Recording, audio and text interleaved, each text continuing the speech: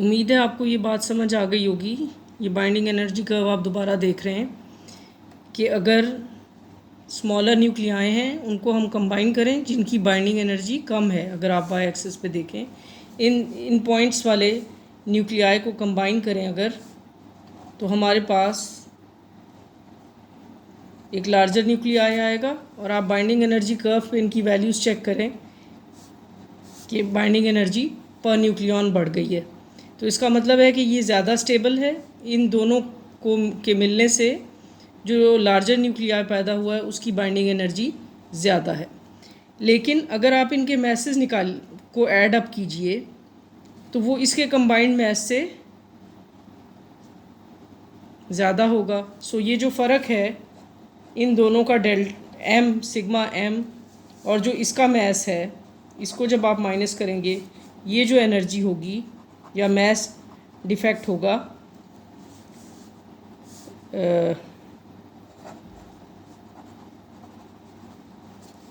ये रिलीज़ होगा इस रिएक्शन में। इसी तरह जब इधर एक लार्जर न्यूक्लियाई, ये चूँकि मैस नंबर है तो इस तरफ आप जाइए, लार्जर न्यूक्लियाई होंगे।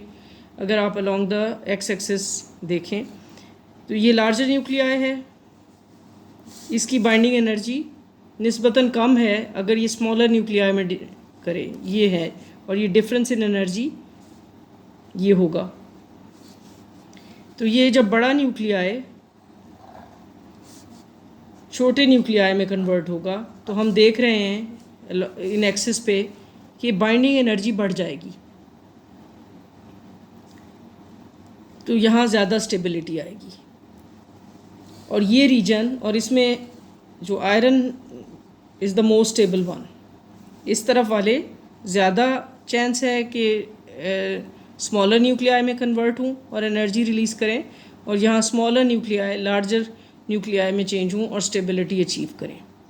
तो हमारे पास दो रीजन हैं इस कर्व में, एक ये जहाँ पर स्मॉलर न्यूक्लियाई लार्जर में बदल रहे हैं, और एक ये रीजन जहाँ लार्जर जो हैं वो स्मॉलर में कन्वर्ट हो रहे हैं। तो this is the region where fission is taking place, और ये रीजन है जहाँ फ्यूजन हो रही है।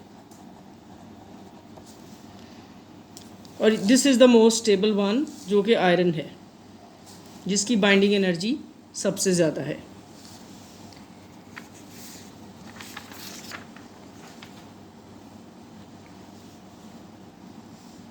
अब होता क्या है कि अब हम न्यूक्लियर फिजन पे फोकस करेंगे, यानी कि इस रीजन के न्यूक्लियाई, न्यूक्लियर फिजन फर्स्ट, कि एक स्लो मूविंग न्यूट्रॉन आ रहा है। स्लो मूविंग न्यूट्रॉन क्या हुआ, जिसको हम थर्मल न्यूट्रॉन कहते हैं। ये आप सब समझ चुके हो कि न्यूट्रॉन को स्लो डाउन कैसे करना है और उसको मूव कैसे करना है। और वो स्ट्राइक करता है यूरेनियम 235 से। स्ट्राइक करने के बाद ये इसको एक अनस्टेबल स्टेट में, या कह लें कि एक्साइटेड स्टेट में छोड़ देता है।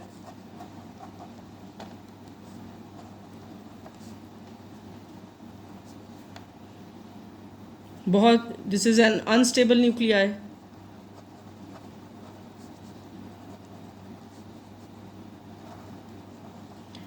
अब ये स्टेबल होना चाहेगा।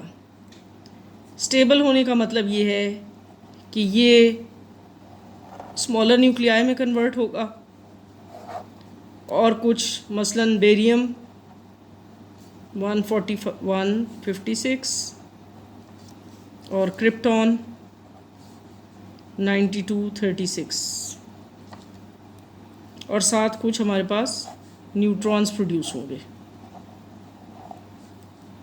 N10 और N10। चार्ज नहीं है इस पर, इसलिए फिर फर्दर ये न्यूट्रॉन स्ट्राइक करेंगे, और हर न्यूट्रॉन जो है वो 3 न्यूट्रॉन्स प्रोड्यूस करेगा।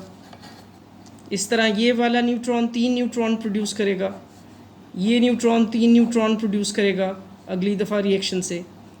तो we can have a chain reaction like this, यानी कि पहले उसमें 3 न्यूट्रॉन प्रोड्यूस हुए, फिर 9 प्रोड्यूस हुए, फिर 27 प्रोड्यूस हुए, फिर 27 को 27 से मल्टीप्लाई करें, अगले उसमें ये अमाउंट प्रोड्यूस हुई, तो टोटल एनर्जी जो रिलीज़ होगी वो क्या होगी पहले रिएक्शन में कि मास ऑफ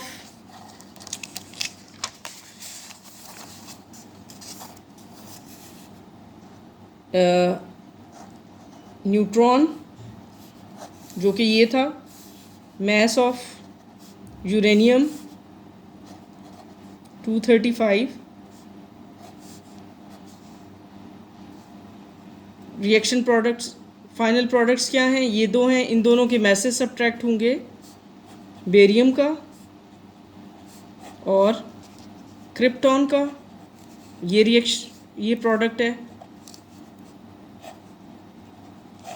और 3 न्यूट्रॉन प्रोड्यूस हुए हैं पहले रिएक्शन में, तो उन तीनों के मैसेज,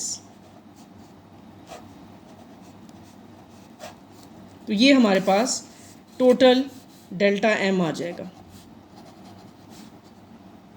जिसको हम कह रहे हैं मास डिफेक्ट। तो अगर आपके पास हर दफ़ा हर न्यूट्रॉन ये एनर्जी प्रोड्यूस करे